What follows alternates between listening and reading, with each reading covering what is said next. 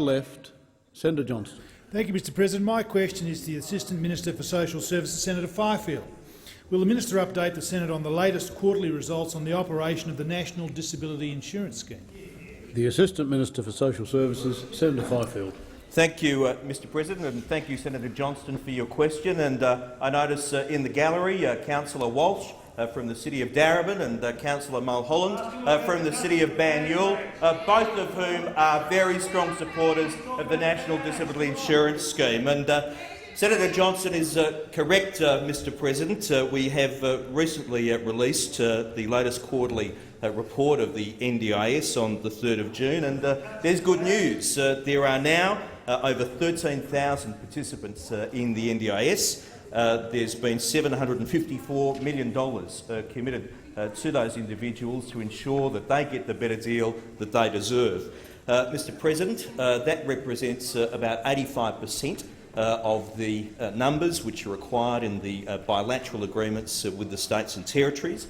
That's up from 81% in the last quarter, and I can report that the average package cost is around $34,000, which is largely unchanged from last quarter, where it was about $35,000, and does remain a little bit below the expected full scheme average of $36,000, which means that the NDIS, in terms of budget, is pretty much on track.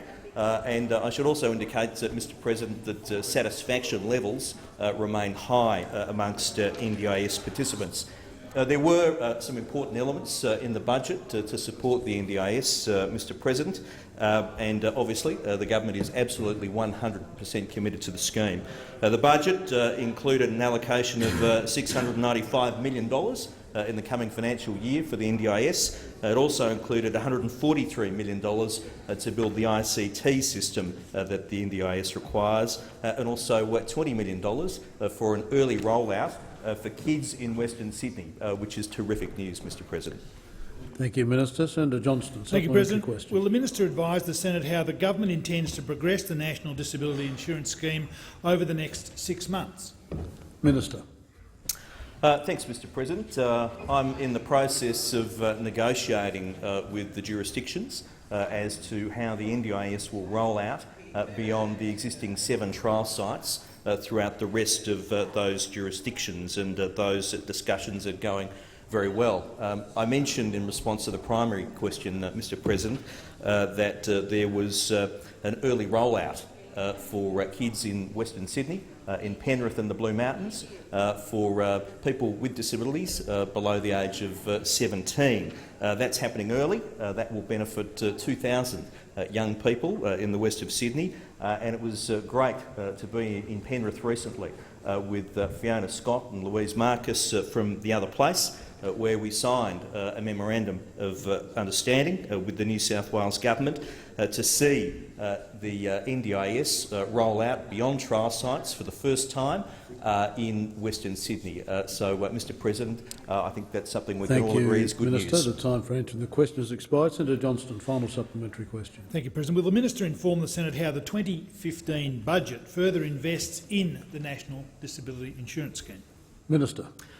Thanks, Mr President. As I mentioned, there's $143 million for a new ICT system, which ultimately will help ensure that there's a virtual marketplace where providers and service providers and individuals receiving supports can meet. That's going to be important. It also will have an important role in terms of the actuarial approach and the insurance approach that the NDIS takes to ensure that the scheme is sustainable. There is in the budget the $20 million that I mentioned in relation to Western Sydney.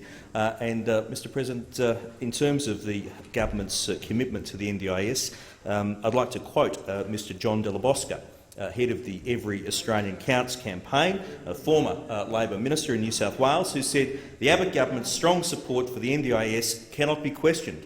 They are funding the NDIS and in doing so transforming the lives of people with disability." And it's a good thing, Mr President, that this is something that enjoys support across the chain. Thank you.